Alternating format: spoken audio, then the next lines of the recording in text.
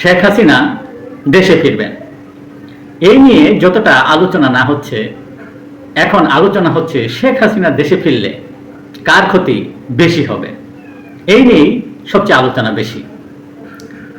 সরকারের পক্ষ থেকে স্বরাষ্ট্রমন্ত্রী বলছেন শেখ হাসিনা দেশে ফিরে আসুক, সেটা আমরাও চাই, তবে আইনি প্রক্রিয়ার মাধ্যমে আসুক। প্রধানমন্ত্রীর উপদেষ্টা জাহিদুর রহমান বলছেন শেখ হাসিনা দেশে ফিরলে তার প্রতিও ইনসাফ করা হবে। বিরোধী দল বলছেন শেখ হাসিনা দেশে ফিরলে তার ফাঁসির রায় কার্যকর করা হবে। এবং সরকারি দল থেকে আরো বলা হচ্ছে যে ফ্যাসিস্টের বিরুদ্ধে ঘৃণা তৈরি করুন।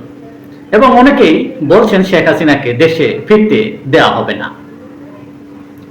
অন্যদিকে এক টক শোতে ব্যারিস্টার রুমিন ফারহানা বলছেন যে শেখ হাসিনা যদি দেশে ফিরে তাহলে সবচেয়ে বেশি ক্ষতি হবে বিএনপি, কারণ বিএনপি সরকার শেখ হাসিনাকে গ্রেফতার করবেন, দাবি থাকবে ফাঁসির রায় কার্যকর করার জন্য। ফাঁসির রায় কার্যকর না করার কারণে আপনার বিরোধী শিবিরগুলা রাজপথে নামবে, আর ফাঁসির রায় কার্যকর করার খবরে আওয়ামী লীগ আবার রাজপথে নামবে। সবচেয়ে বেশি বেকায়দায় পড়বে বিএনপি। আবার আওয়ামী লীগ শিবির থেকে প্রচার করা হচ্ছে শেখ হাসিনা যেদিন দেশে ফিরবেন সেদিন খোদ যুক্তরাজ্য থেকে 10টি চার্টারে করে আওয়ামী লীগের নেতারা আসবেন।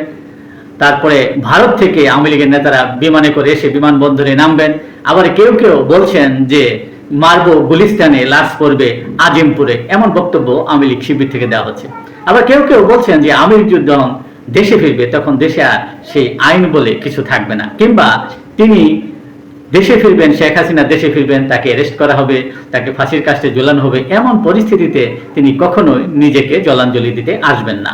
কাজে আন্তর্জাতিকভাবে এবং অভ্যন্তরীণ এমন একটা সিচুয়েশন তৈরি হবে যে সিচুয়েশনে তিনি দেশে আসলে সকল কিছুর ঊর্ধ্বেই তিনি উঠবেন, এবং এতে করে সবচেয়ে বেশি ক্ষতির সম্মুখীন বিএনপি হবে।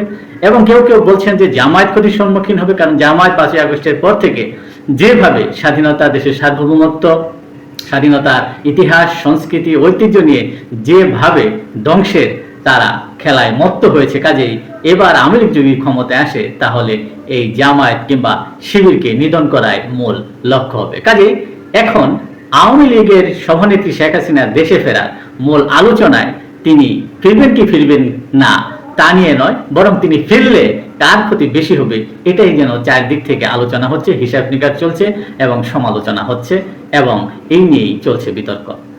ধন্যবাদ।